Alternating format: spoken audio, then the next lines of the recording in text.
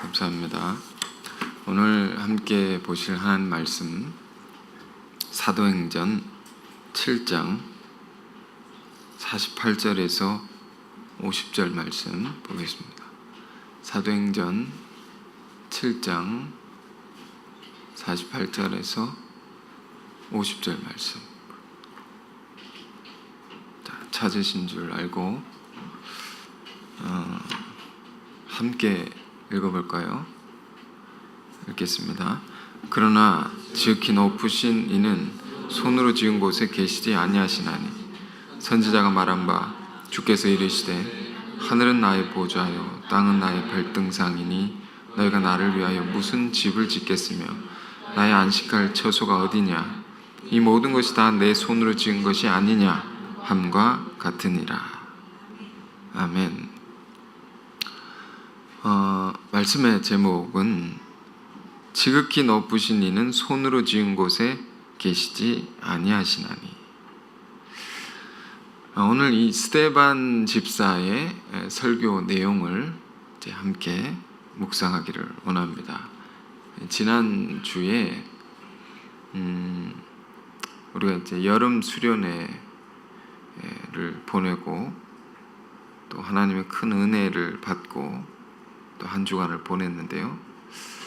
저는 그때 주신 말씀 중에 이제 떠나지 않는 계속 생각 속에 또 마음 속에 남아있는 그런 말씀들이 있어서 이 설교 시간을 빌어서 다시 조금 더 깊이 묵상하는 시간을 갖고자 합니다.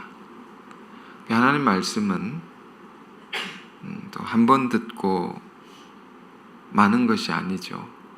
또 한 번 듣는다고 해서 우리가 아는 것도 아니고 다 알지 못한다. 그래서 들은 것을 또 듣고 말씀을 묵상한 것을 또 묵상하고 그러면 그 속에 담긴 진리의 깊은 세계의 그 능력을 우리가 얻어서 살아갈 수가 있는 것입니다. 수련회에 참석하신 분도 계시고 또 못하신 분도 계신데 이 말씀 함께 보겠습니다. 스데반 집사의 설교의 한 부분입니다. 본문은 스데반 집사는 여러분 잘 아시죠? 초대교회, 그러니까 처음 교회의 집사였다. 집사는 교회 안에 한 직분을 가리키는데 성경이 말하는 교회 직분 여러 가지가 있겠지만 크게 네 기둥과 같은 직분들이 있죠. 뭡니까? 사도가 있고 또 예언자가 있고 교사가 있고 집사가 있다. 다른 직분도 다 중요하고 많이 있지만 그러나 성경을 보면 네 개의 직분이 교회를 지탱하고 발전하게 하는 그 기둥과 같은 직분들입니다. 그 집사는 우리가 이렇게 알기로 뭘 하는 직분입니까? 교회 안에 또 물질로 또 육으로 섬기는 그런 직분이라고 할 수 있죠. 근데 이제 이런 직분은 어떤 사람이 맡을 수 있는가?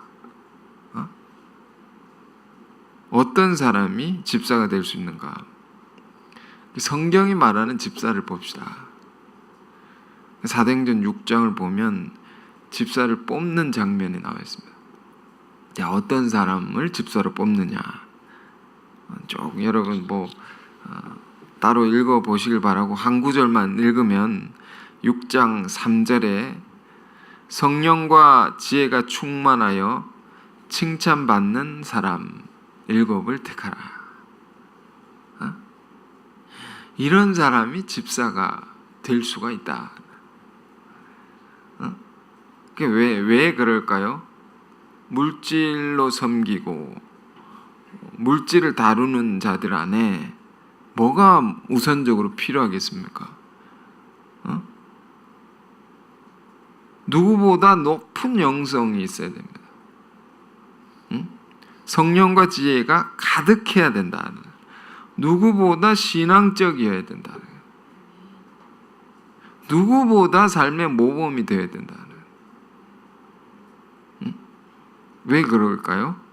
그렇지 않으면 돈은 일만 악의 뿌리라고 했습니다. 모든 악의 근원이 될 수가 있다 말입니다. 그 물질로 부패할 수 있고 사람이 물질에 시험 들 수도 있기 때문이죠.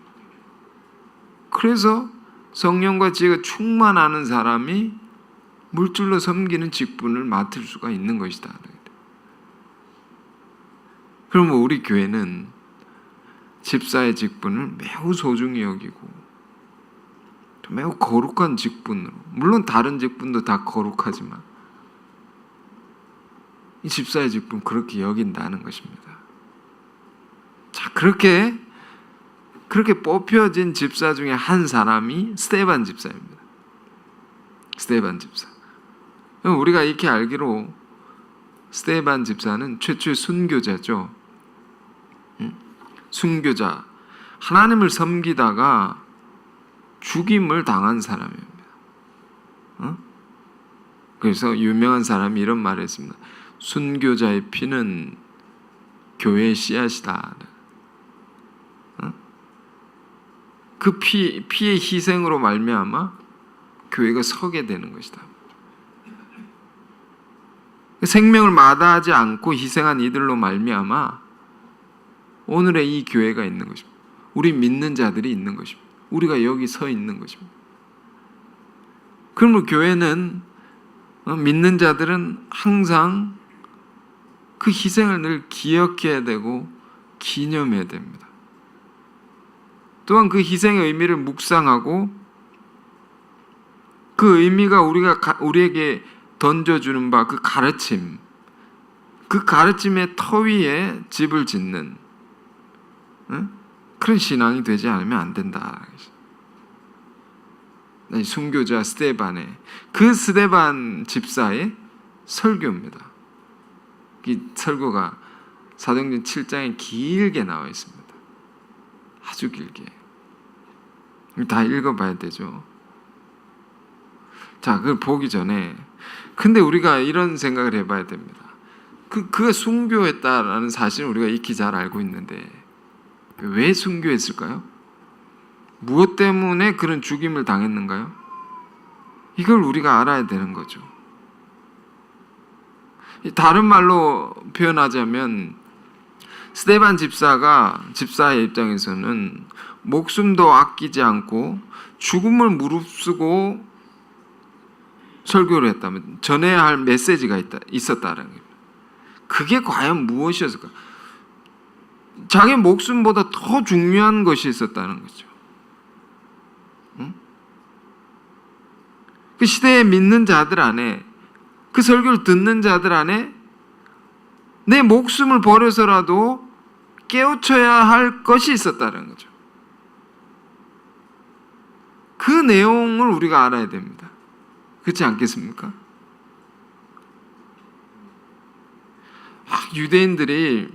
유대인들이죠. 그러니까 스데반 집사의 순교는 누가 죽인 것입니까?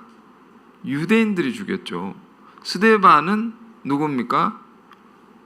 성령을 받은, 그리스도를 주로 영접하고 성령을 받은 사도들의 가르침을 받은, 그러니까 베드로의 가르침을 받았을 것입니다. 바울이 나오기 전이니까 베드로의 가르침을 받아가지고 예수 그리스도의 복음을 들은 자죠. 그 유대인과 예수의 제자들이 충돌하는 거죠. 충돌하는데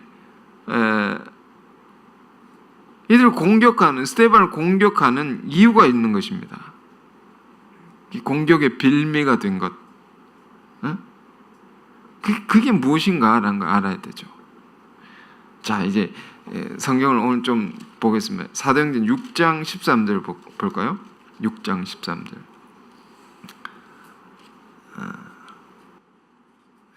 이렇게 말합니다. 거짓 증인들을 세우는, 그러니까 유대인들입니다. 그들이 거짓 증인들을 세우니 이르되 이 사람이 이 거룩한 곳과 율법을 거슬러 말하기를 마지 아니한도다. 거룩한 곳은 성전을 얘기하는 것입니다. 성전과 율법을 거슬러 말한다. 누가? 이 스데반 집사가. 그것에 대한 도전이 왔다는 거죠.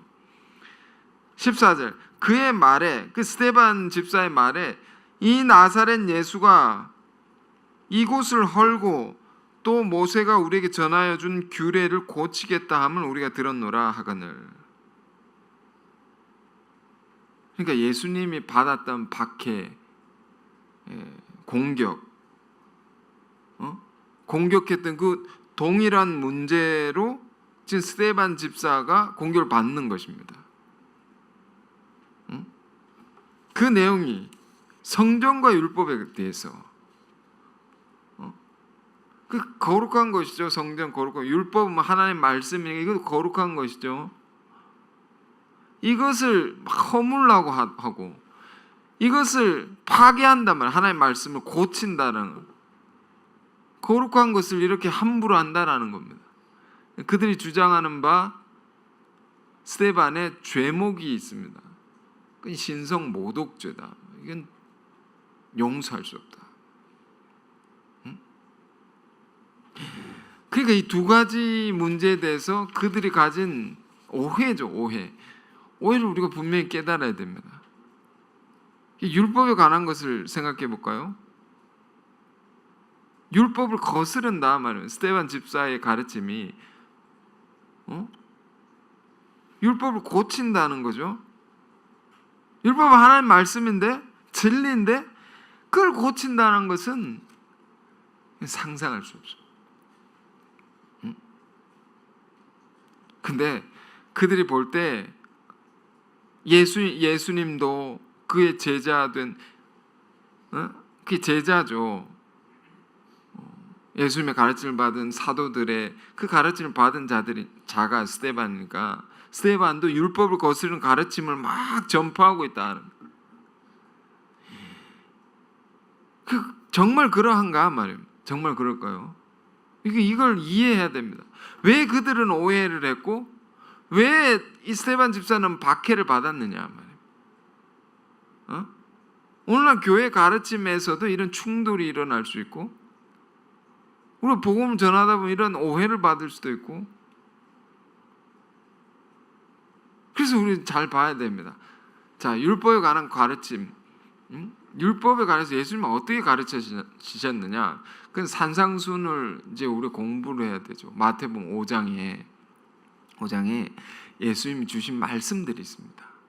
천국 백성들이 주신 복음의 가르침 주시는데, 율법에 대해서 이렇게 말씀하시죠.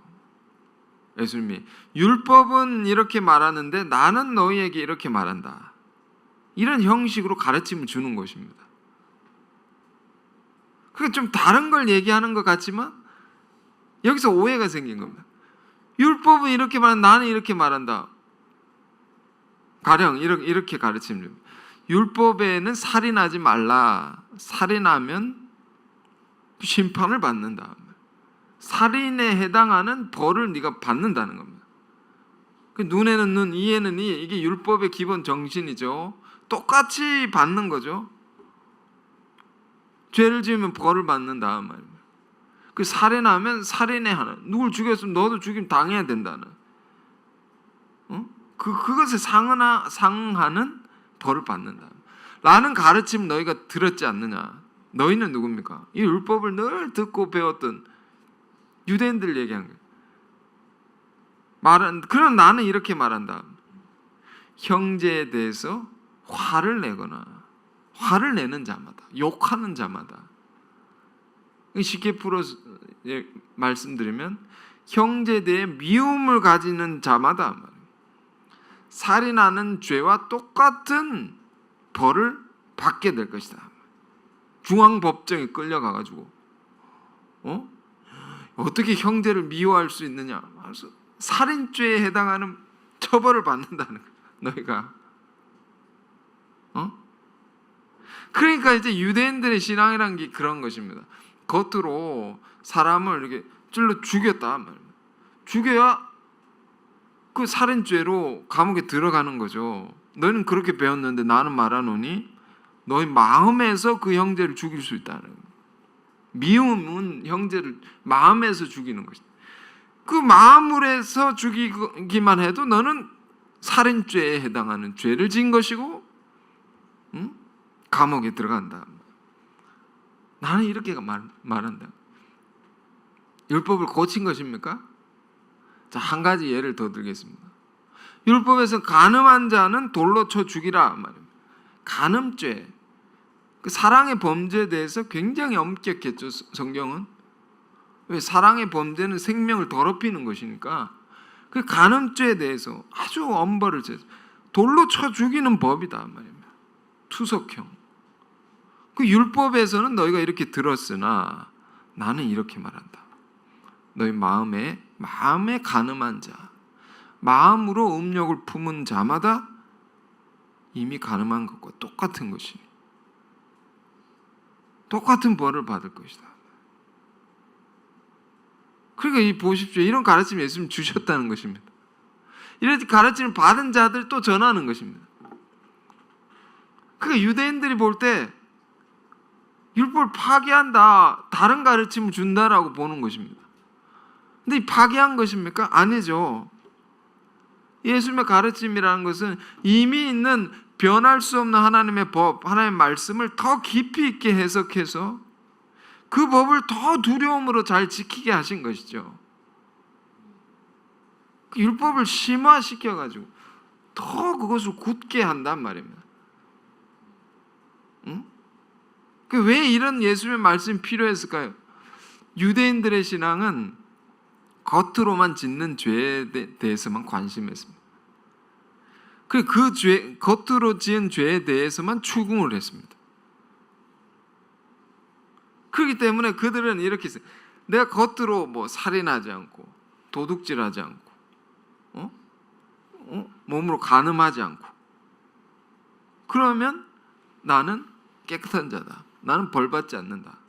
라고 생각하면서 신앙을 했다. 속으로는 그렇지 않은데 속으로는 온갖 욕을 하면서 나쁜 마음을 품으면서 미워하면서 겉으로 그렇게 안 했다고 나는 심판을 안 받는다고 생각하고 살았던 것입니다. 그들의 신앙이 겉과 속이 다른 것이죠. 그것을 예수님 너무 잘 아시니까 예수님은 우리 마음속 외적인 것뿐만 아니라 우리 마음속 깊은 곳까지 들어가서 근원적으로 죄를 짓지 않도록 한 것입니다. 근원적인 죄를 이렇게 청산할 수 있도록 그런 길을 우리에게 열어주신 것이죠.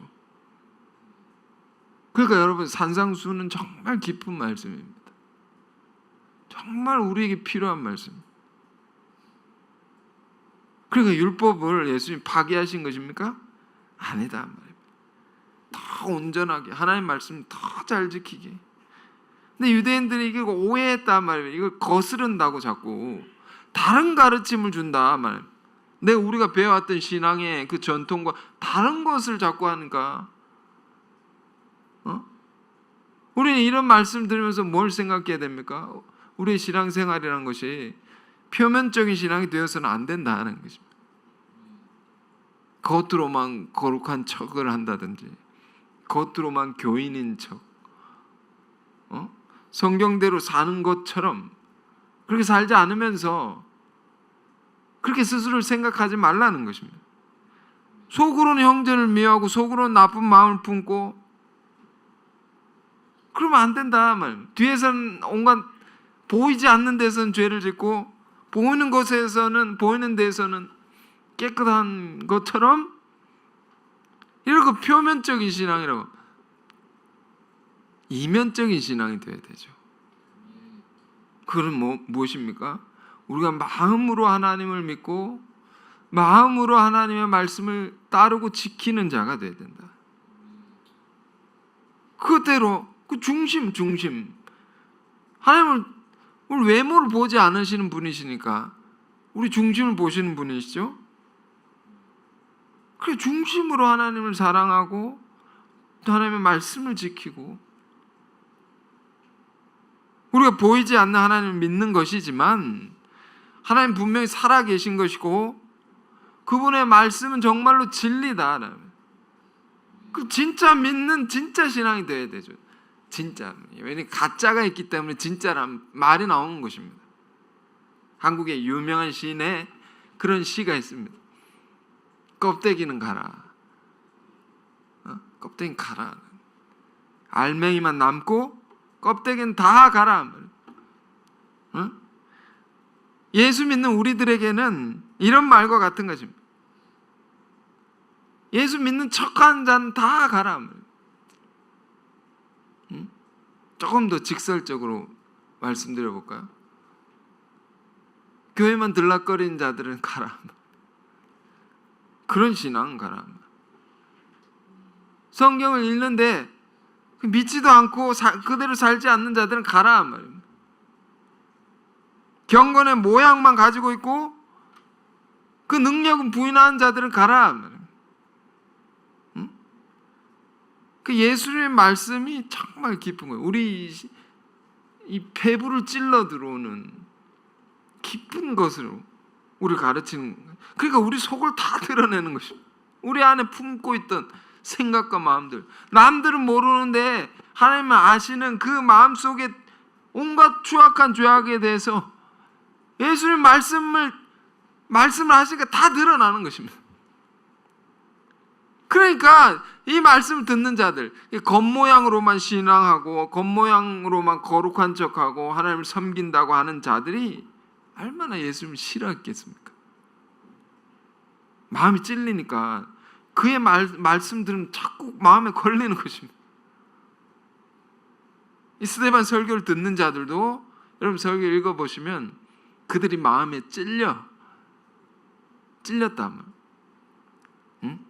그 찔리면 어떻게 해야 됩니까? 우리는 자기를 돌아봐야 되죠. 그리고 회개해야 되죠. 그리고 죄를 짓던 삶에서 짓지 않는 삶으로 돌이켜야 되죠. 그러면 되는 것입니다. 그럼 새롭게 우리가 살아갈 수 있는 것입니다. 그런데 이들이 어떻게 합니까? 돌이키지 않고 돌을 들고 쳐 죽인 것입니다. 그런 말을 하는 자를 그래서 스데반 집사 순교 당한 거죠. 의인이 피를 흘리게 된 거죠. 그 율법에 관한 것을 거스른다, 이 오해에 대해서 말합니다. 두 번째는 뭡니까? 스데반 집사, 예수님과 스데반 집사가 고발당한 동일한 죄목. 두 번째는 뭡니까? 성전을 허물라라고 했다. 성전을 허물라고, 거룩한 하나님의 집을 허물라고. 이것은 유대인들에게 참을 수 없는 도전입니다. 가령 쉬운 예를 생각해.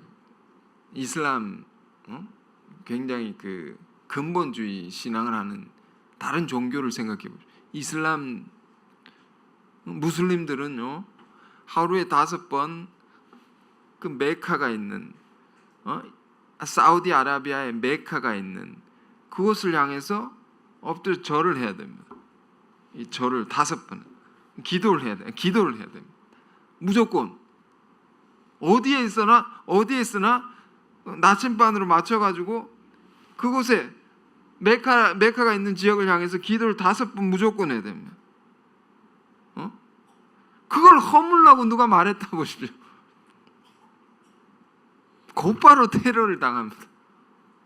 완전 초전 박살을 낼 것입니다. 그곳에 무리가 와가지고. 그 유대인들 안에도 이런 신앙이 있었던 거죠. 늘 성전을 향해서 기도를 하고, 그 거룩한 전이라고. 그런데 예수님이 이런 말씀을, 그걸 다 허물라면, 이게 심각한 이야기입니다. 이런 이야기를 하실 수밖에 없는 예수님의 또 사정이 있었겠죠. 이게 요한복음 2장의 이야기입니다. 요한복음 2장에 보면 예수님이 성전을 정화시키는 장면, 깨끗게 한다. 성전이 더럽혀졌으니까. 뭘로 더럽혀졌느냐? 성전 안에 사람들이 제사를 드린다고 제물을 이렇게 가지고 드리지 않습니까? 제물의 희생을 가지고 하나님께 나아가죠. 그런데 그 제물을 가지고 이 배후를 보면 성전을 맡은 담당하는 종교인들이 아주 부패를 해가지고 그 제물을 가지고 장사를 하는 것입니다. 제물을 팔아먹어가지고 돈을 막 축적해 가는 것입니다.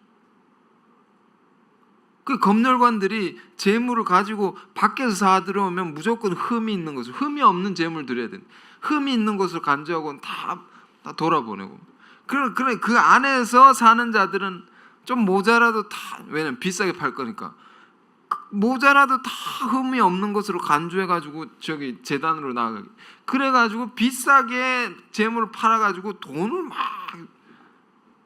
그 종교인들이 그래가지고 예수님이 어떻게 합니까? 거기 있는 돈 바꾸고 재물을 파는 자들 그 상들을 다 엎어버렸습니다. 예수님이 분노하셔가지고 거기 있는 돈과 뭐 모든 상들 다 엎어버려. 거룩한 하나님의 전을 더럽히지 말라. 거기 사람 다 내쫓았다. 이 소위 말하는 성전 정화 사건입니다. 그런데 이것으로 그치지 아니하시고 예수님 뭐라고 합니까?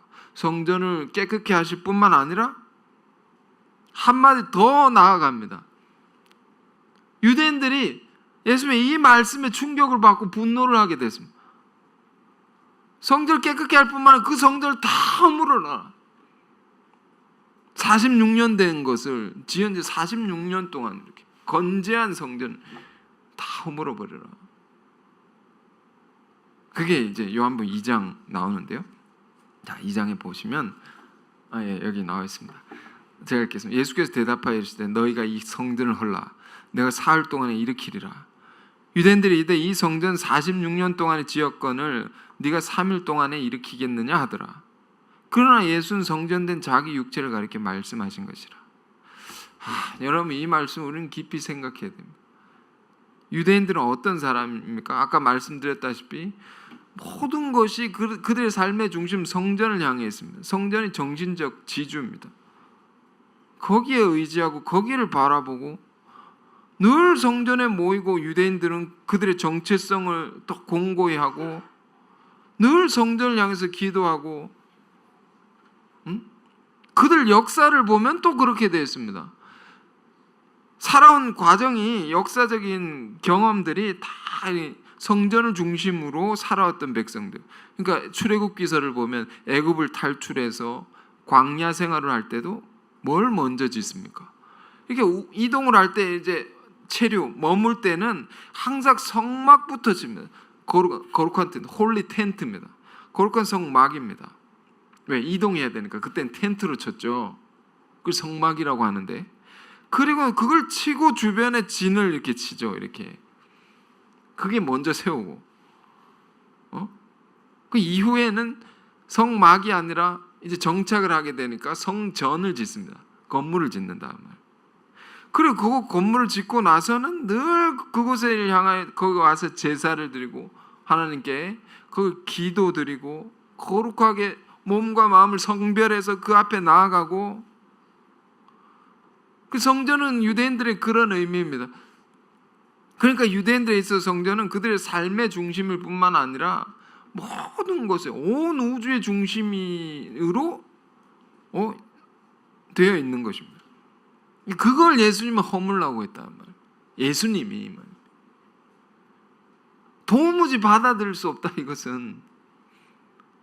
그러니까 신성 모독일 수밖에 없죠. 그들에게 있어서는 모독이 된다. 신성이 거룩한 것이. 여러분 잘 생각해야 됩니다. 성전을 중심으로 사는 유대인들의 신앙은 오늘 우리 믿는 자들에게도 여전히 중요한 신앙의 모습이죠. 우리 삶의 여러분 중심은 뭐가 되어 있습니까? 우리가 무엇을 해도 주의 몸된 교회를 향해 있고, 늘 이곳에 나와서 기도를 하고, 늘 이곳을 구별하고 이것을 섬기려고 하고, 이런 신앙은 정말 중요한 것이죠.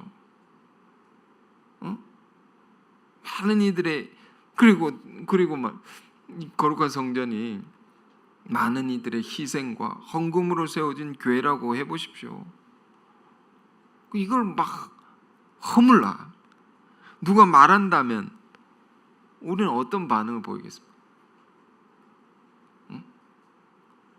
예수님이 왜 이런 말씀 주셨을까? 우리를 생각해 보세요. 46년 된 성전을 헐라 내가 3일 만에 일으키리라 말이에요.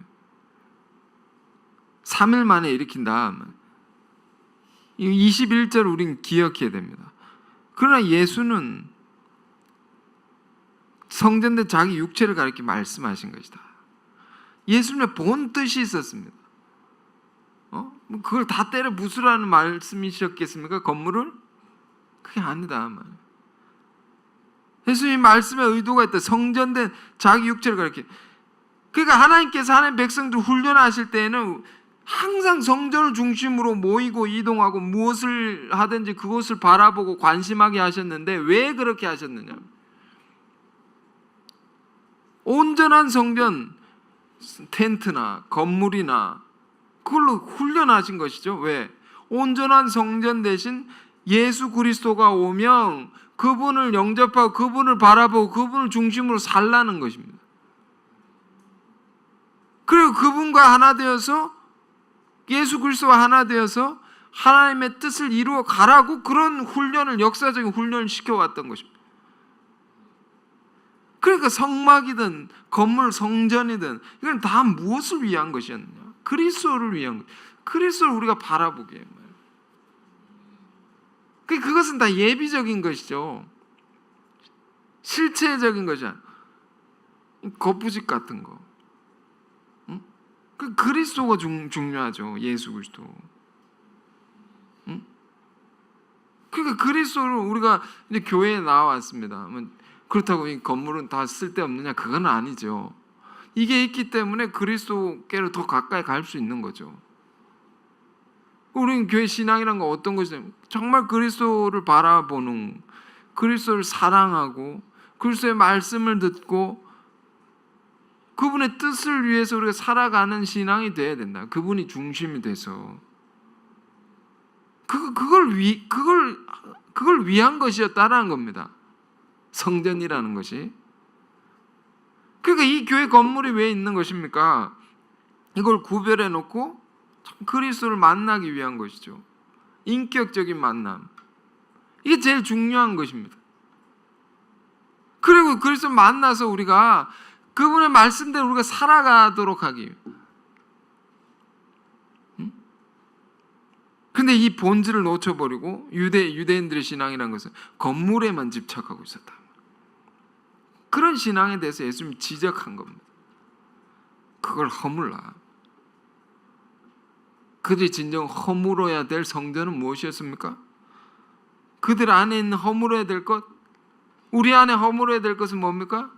자기 중심성이라는 겁니다. 이기적인 거. 우리 사람이 어떻습니까? 신앙을 하기 전에는 신앙을 한 사람도 내 중심으로 생각하죠. 하나님 중심이 아닙니다. 예수님 중심으로 살지 않습니다.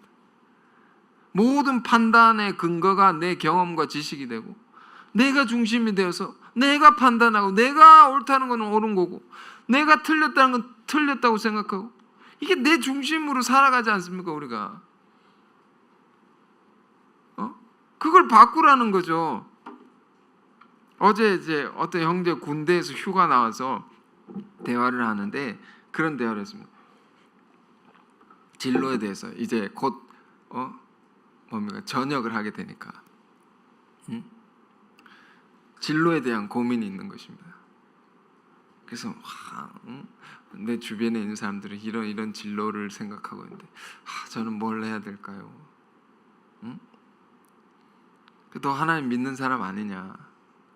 네, 맞습니다. 하나님 뜻을 알고 그것대로 진로를 설정해야지. 보통 사람이 어떻습니까? 진로를 결정할 때 자기가 다 결정해 놓고 이게 하나님 뜻이기를 바랍니다. 이렇게 기도를 한다는 거죠.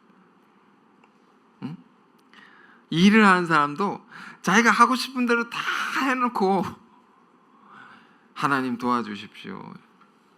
그래 놓고 하나님을 요청합니다. 하나님이 끌어 들어가지고 자기 계획에다가 하나님 끌어 놓고 이거 되게 해 주십시오. 우리가 그렇지 않습니까? 이게 하나님 중심입니까? 내 중심이죠. 자기 중심적이죠. 이런 것은 다 허물어져야 된다는 것입니다. 하나님 중심이라는 것은 뭘 의미합니까? 하나님의 뜻을 우리가 먼저 알아야 되죠. 그 뜻에 맞추어서 내가 뭘 할지를 결정하는 것입니다. 하나님을 나에게 맞추는 게 아니고 하나님께 내가 맞추어 가야 되는 거죠. 그러니까 그럼 뜻을 알려면 어떻게 됩니까? 하나님의 뜻을 가장 밝히 계시해 준 책이 여기 있는 것이다 말입니다. 그래서 우리가 말씀을 듣는 것입니다.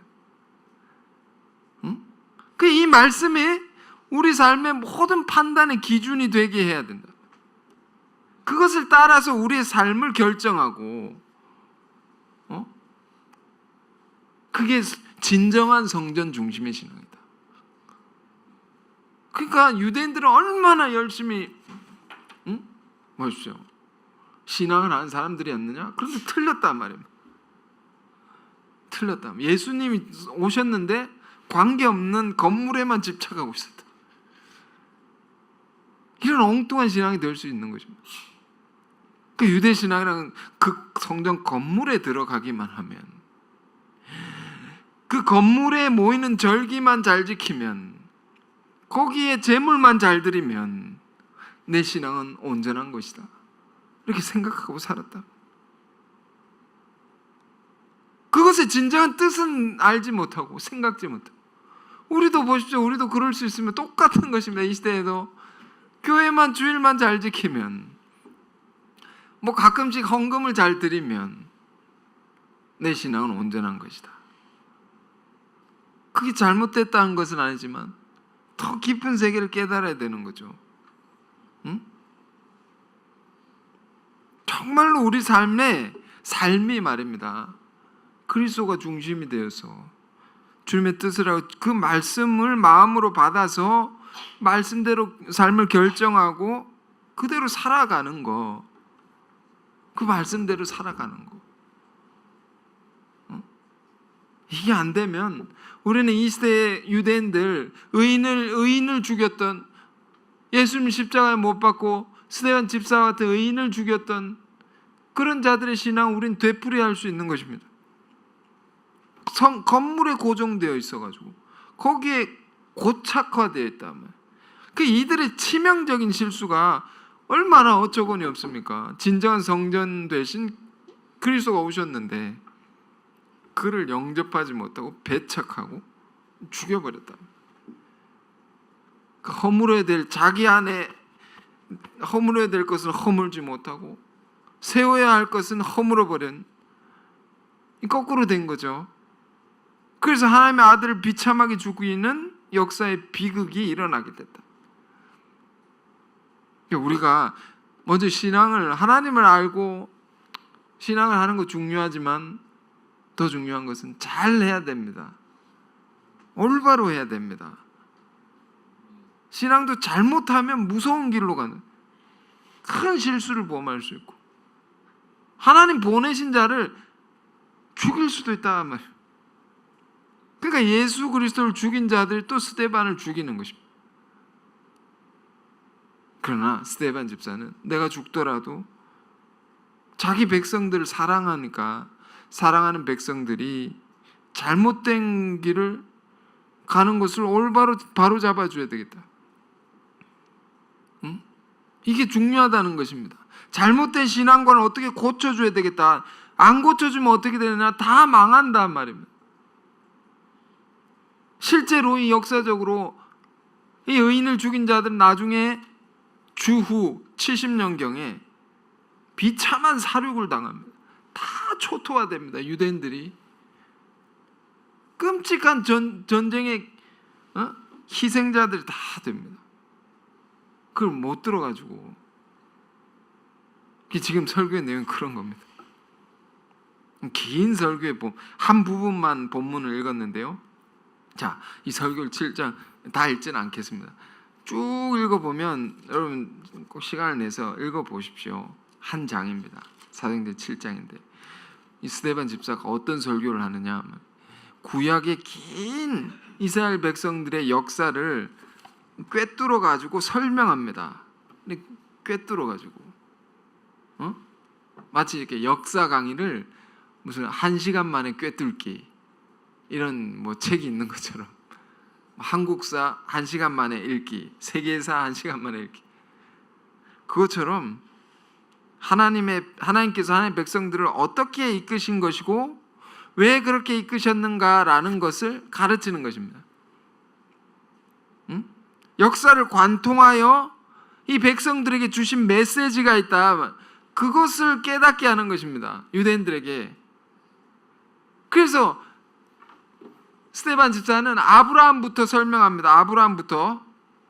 하나님께서 아브라함, 그게 유대인들의 최고의 존경하는 최고의 전설적인 조상, 믿음의 조상 아브라함은 하나님께서 어떻게 부르셨느냐? 하나님께서 부르실 때 갈대아 우르에서 그 우상이 가득한 지역에서 그를 부르셨다. 고향 친척 아비 집을 떠나 내가 너에게 지시할 땅으로 가라. 하나님 말씀이 그에게 떨어졌다. 아브라함 그 말씀대로 움직였단 말입니다. 자기의 고향이 있고 친척 혈육이 있고 자기가 닦아놓은 기반이 있는데 그걸 다 버리고 가라는 거예요. 하나님이 주신 약속 그걸로 가라. 아브라함 그걸 따랐다는 겁니다. 그걸 다 버리고 떠났다는 겁니다. 하나님 말씀을 중심으로 해서 이런 이스라엘의 전통이 있는 것입니다. 역사가 있는 것입니다.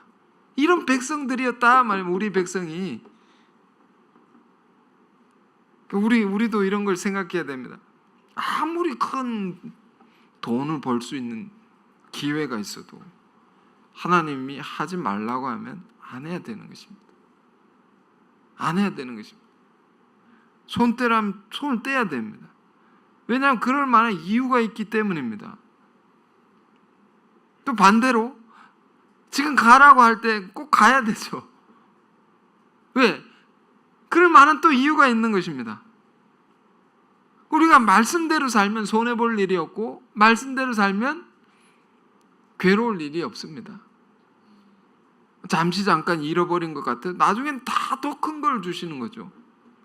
잠시 잠깐 힘든 것 같아도 나중엔 더 큰 걸 이루게 하신다. 이게 하나님이시다 말이면 하나님의 역사다 말이면. 그걸 통해서 우리가 깨달아야 할 것은 중요한 한 가지는 뭡니까? 내 중심대로 사는 게 아니고 우리의 인생을 하나님 중심대로 하나님 말씀대로 살아야 하는 것이구나. 이 한 가지를 깨달아. 우리가 말씀을 변개시킬 것이 아니고 우리가 말씀 앞에 깨어지고 우리가 부서지고 우리가 바뀌어져야 되는 것이구나.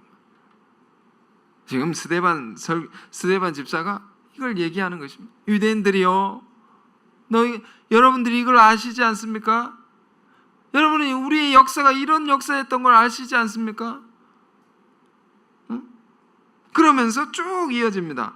아브라함, 야곱의 이야기, 요셉의 이야기, 모세의 이야기, 그리고 이어서 다윗과 솔로몬까지 왜 여기까지 하는? 다윗과 솔로몬은 하나님께로부터 성전의 약속을 받고 그 약속대로 성전을 지은 사람들이죠. 다윗과 솔로몬. 이들의 얘기를 들어서 지금 뭘 얘기를 합니까? 여러분들이 유대인들에게 당신들이 성전에만 집착하고 있단 말이에요. 그 외적인 건물에만 집착하고 거기에 굳어진 신앙이 있다. 신앙이 되어버렸다. 그 좁은 곳에 갇혀진 신앙이 되어버렸다. 그걸 허물라는 거죠. 그래서 오늘 본문의 말씀이 이렇게 나온 것입니다. 자, 사도행전 7장 46절, 다윗이 하나님 앞에서 은혜를 받아 야곱의 집을 위하여 하나님의 처소를 준비하게 하여 달라고 하더니, 그러니까 다윗이 기도를 해서 성전을 이렇게 지으려고 준비를 한 것입니다. 솔로몬이 그를 위하여 집을 지었느니라. 아버지를 통해서 하나님 주신 약속을 받아가지고 이걸 지은 거죠. 솔로몬이 성전을 지었다. 엄청난 성전을 지었습니다. 그러나 스데반이 말하면, 그러나 지극히 높으신 이는 손으로 지은 곳에 계시지 아니하시나니 선지자가 말한 바 주께서 이르시되 하늘은 나의 보좌요 땅은 나의 발등상이니 너희가 나를 위하여 무슨 집을 짓겠으며 나의 안식할 처소가 어디냐? 이 모든 것이 다 내 손으로 지은 것이 아니냐? 함과 같으니라. 그렇죠. 하나님이 건물 안에만 계시겠습니까? 그게 아니죠. 이것이 이 스데반 설교는 정말 촌철살인적입니다. 유대인들이 감히 반박할 수 없는 이 집사의 설교에 다 그걸 반박을 할 수 없단 말이에요. 맞는 소리를 하니까 그들의 잘못된 신앙관의 그 맹점을 혀를 찌르는 말입니다. 이게 자기 중심적으로 신앙을 하면서 성전에 집착하는 시대에 믿는 자들에 대해서 신앙이 편협해졌다. 폐쇄적인 사람들이 되었다. 그게 어느 정도로 폐쇄적이었냐? 그 성전에만 막 가니까 성전에 누구만 들어갈 수 있습니까? 그 유대인들만 선민들만 들어갈 수 있다. 선택받은 백성들만 들어갈 수 있기 때문에 그 자기들만 하나님의 복을 받을 수 있고 자기들만 하나님의 은혜를 받을 수 있고 자기들만 구원을 받는단 말이에요. 자기들만 자기 중심적으로 무슨 짓을 해도 자기들은 들어간단 말입니다. 천국에. 그 이방인들은 뭡니까? 유대인들이 아닌 사람들은 뭡니까? 지옥의 땔감이라고 생각했습니다. 그 사람들이 태어난 이유는 지옥에 불을 지피는 땔감에 쓰라고 자기들만 복을 받고 그러니까 자기들만의 세계를 누리는 거죠. 여기 딱 갇혀 있는 것입니다. 우리가 이 메시지를 듣는 이유는 뭡니까? 우리도 이렇게 갇힐 수 있기 때문이죠. 지금 사도행전 7장의 말씀인데 7장 이전에 사도행전 2장에는 무슨 말씀이 있습니까? 오순절 성령의 강림의 역사가 있습니다. 위로부터 성령이 임해서 남종이나 여종이나 젊은이나 늙은이나 유대인이나 헬라인이나 모든 사람이 누구든지 주의 이름을 부르는 자마다 구원을 받으리라. 성령의 새로운 시대가 열린 것입니다. 하나님 복음이 온 땅에 전파되어야 하는 시대가 열렸다 말이에요. 그런데도 자기 성전 건물에만 매달려가지고 막 거기만 붙들고 있는 것입니다. 이 사람들이 자기 민족만 구원받고 자기들만 복을 받고 거기에 갇혀서 산 것입니다. 이걸 깨는 것입니다. 지금 바뀌어야 된다 말이에요. 형태가 변화되어야 된다 말이에요. 왜 자기 민족을 선택했는지 그걸 잃어버린 것입니다. 우리도 보십시오. 하나님께서 나를 선택하셔서 은혜를 주시고 말씀을 주시고 신앙을 하게 하셨다. 왜 선택을 했는가? 이걸 생각해야 되죠. 왜 선민들만 그들만 구별했느냐 말입니다. 이스라엘 백성들만 그 뜻을 알아야 돼. 그들을 거룩히 구별해서 온 세계와 인류를 거룩하게 하시려는 하나님의 큰 뜻이 있는 겁니다. 온 세계를 하나님의 통치가 임하도록 하나님의 은총이 그들에게 내리도록 그 비전을 이루려고 이들을 구별한 건데 여기 갇혀있다. 자, 우리도 이런 오류를 범할 수 있습니다. 신앙의 오류. 우리만 잘 먹고 잘 살고 내 일신의 평안만 내가 잘 먹고 잘 사는 것만 생각하고 그걸 위해서 교회를 찾는다 말입니다. 내 하는 일만 잘 되려. 그거 아니다. 하나님의 뜻은 우리에게 받은 복이 딴 사람들에게 전해져야 되죠. 그들도 받아야 되는 거죠. 그러면 우린 전도를 하는 것이죠. 자꾸 자기에만 갇혔다 하면 자기들만의 은혜, 자기들만의 성전. 그러므로 우리는 끊임없이 자신을 격파해내야 됩니다. 끊임없이 자기를 허물어야 됩니다. 하나님의 뜻에 내 삶을 맡기는 신앙이 되어야 된다. 남종이나 여종이나 어떤 사람들에게도 우리에게 임한 것을 말해야 되고 전해야 된다 말입니다. 그래야지 하나님의 뜻하신 큰 세계를 우리가 경험하고 맛보고 이루어갈 수 있다. 자, 여러분, 이 말씀 통해서 우리 생각에 갇혀 살지 않기를 바랍니다. 자기중심적으로 살지 않기를 바랍니다. 하나님의 말씀을 들으시고 하나님의 뜻을 쫓아 살려고 하는 우리가 되기를 바랍니다. 그러면 우리 한 사람 통해서 큰 일을 이루신다. 지금 그래서 탁월한 스데반 집사의 설교, 하나님이 무슨 그 좁아 터진 건물에만 사시겠느냐. 하나님은 어떤 분이십니까? 온 세계와 우주를 지으시고 다스리는 하나님께서 그 지으신 것보다 더 큰 하나님이시지 않겠느냐. 그 크신 분이 그 좁은 건물 안에만 갇혀 있겠다.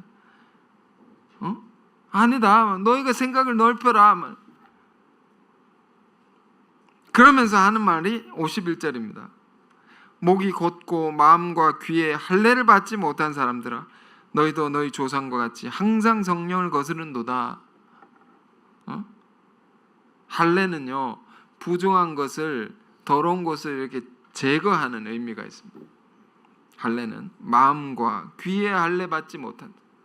너희의 마음과 귀가 더럽혀져 있다. 들어야 할 것을 안 듣고 엉뚱한 것만 듣고 너희 마음이 자기 중심성으로 가득해서 하나님의 음성을 듣지 않고 하나님을 마음으로 받아들이지 않는다 말이에요. 그래서 너희 하는 일들이 항상 성령을 거스르고 하나님 뜻에 반하여서 그렇게 되어 있다. 다 잃어버리고 망하게 될 것이다 너희는. 이런 말씀 줍니다. 자, 우리는 어떤 자들이 되기를 원합니까? 마음과 귀에 우리도 할례를 받아서 우리는 주의 말씀을 들을 수 있는 귀를 갖기를 바라고, 그 말씀 앞에 자기를 허물고 그 말씀을 마음으로 받아 순종할 수 있는 우리가 되기를 바랍니다.